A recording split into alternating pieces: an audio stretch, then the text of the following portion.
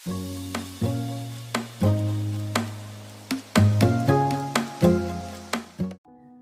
আলাইকুম সবাইকে, কেমন আছো তোমরা সবাই? আশা করছি তোমরা আল্লাহর অশেষ রহমতে তোমরা অনেক ভালো আছো, সুস্থ আছো।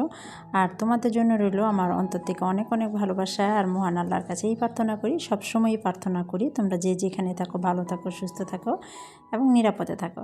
নতুন একটা দিনে আমার চ্যানেলে ছোট্ট একটা ভিডিও নিয়ে চলে আসলাম। তোমাদের সবাইকে আমি ওয়েলকাম জানাচ্ছি। তোমরা লাইক দিয়ে ভিডিওটা শুরু করবার প্রথমেই বলে দিলাম। আজকের ভিডিওটা আমি সকাল থেকে শুরু করেছি, রান্নাঘর থেকে ভিডিওটা শুরু করলাম। আজকে সকালে নাস্তা বানাচ্ছি খিচুড়ি। এই তো শীত চলে যাচ্ছে, এখন তো আর দিনের বেলা শীত করে না, রাত্রে একটু হালকা একটু করলে করে।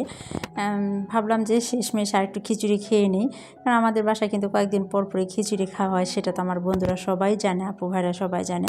আজকে আমি পোলার চাউল দিয়ে খিচুড়ি রান্না করতেছি। এখানে দিয়েছি মটরশুঁটি, ছোটো লাল আলু পাতলা করে কেটে দিয়েছি, আর দিয়েছি এখানে পাতাকপি। যেহেতু পোলাও চালটা করেছি সেই ক্ষেত্রে আমি দারচিনি এলাচ সবই দিয়েছি। আজকে খিচুড়িটা বেশ একটা পাতলা করলাম না, ঘন ঘনই করলাম খিচুড়ি দেখতে কিন্তু বেশ হয়েছিল, খেতেও কিন্তু বেশ মজা হয়েছিল।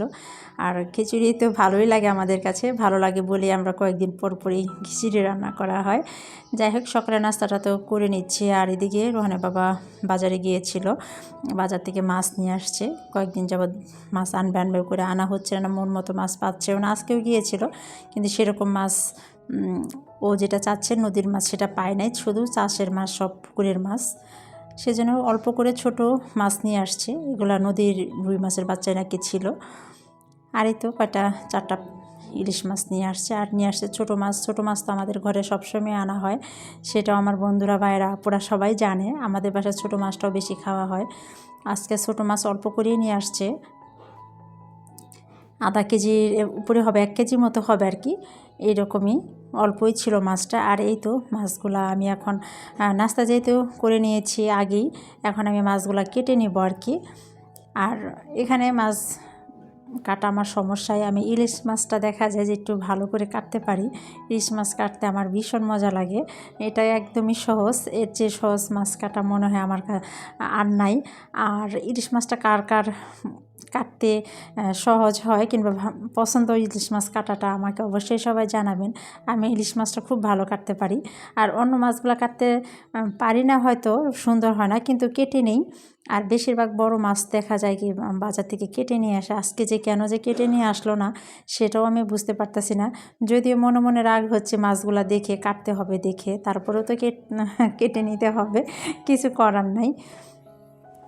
এই তো আমি ইলিশ মাছটা আঁশটা ছাড়িয়ে নিলাম, এটা আমি ভালোভাবে ছাড়িয়ে আজকে ইলিশ মাছ রান্না করব। আর ওই মাছটা দিয়ে আমি মাথা আর লেজা দিয়ে আমি টক রান্না করব, টমেটোর টক। যাই হোক, আমি সবগুলা মাছ এভাবে আস্তে আস্তে কেটে নিলাম।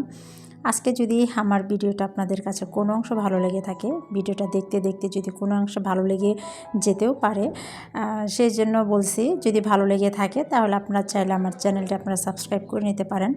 আর একটা লাইক তো অবশ্যই দিবেন, আপনাদের একটা লাইকের কারণে কিন্তু আমার এই ভিডিওটা অনেক দূর যেতে পারে, শুধু একটা লাইকের কারণেই। আর যাই হোক, আমি কিন্তু মাছগুলা মাশাআল্লাহ ভালোভাবেই কেটে নিয়েছি। কাটাকাটির পরে সব রান্না শেষ করে নিলাম। আজকে কি রান্না করেছি দেখাচ্ছি আপনাদের। এই যে ভাজি করেছি পাতাকপি আর আলু দিয়ে, আর এখানে মাছের মাথা আর লেজা দিয়ে টক রান্না করেছি। আর এই তো বেগুন দিয়ে টাটকা ইলিশ মাছটা রান্না করলাম। দেখা যায় যে ইলিশ মাছটা ফ্রিজে রাখলে মজা হয়, তারপর টাটকাতে অন্যরকম মজা, সেই জন্য ইলিশ মাছটাও বেগুন দিয়ে রান্না করলাম আর দেখিয়ে দিলাম টক রান্নাটা। আর এটা হচ্ছে ইলিশ মাছের পেটা, আর একটু একটু ছোটো ছোটো ডিম ছিল, সেই ডিমটা রান্না করেছি।